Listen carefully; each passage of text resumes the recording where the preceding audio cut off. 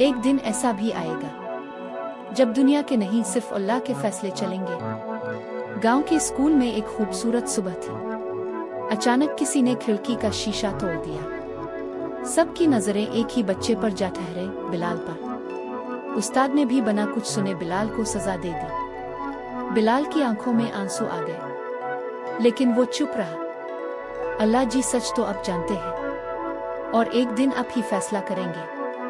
कुछ दिन गुजर गए। एक दिन स्कूल में उस्ताद ने एक आयत पढ़कर सबको सुनाई, और इस दिन से रोज जिस दिन तुम सब अल्लाह की तरफ लौटाए जाओगे। ये सुनकर वो लड़का जो असल कसूरवार था चौंक गया। सबके सामने खड़ा हुआ और रोते हुए बोला, अब लाल बेकसूर था। पूरा स्कूल खामोश हो गया। उस्ताद की आंखों में नदामत थी और बिलाल के चेहरे पर सुकून। इसने आसमान की तरफ देखा और आहिस्ता कहा, मेरा रब कभी गलत फैसला नहीं करता। वो है रोज़ जज़ा का मालिक, लेकिन अल्लाह का फैसला हमेशा सच और अदल पर मबनी होता है। अगर आपको ये वीडियो अच्छी लगी है तो इसे लाइक करें और सब्सक्राइब जरूर करें।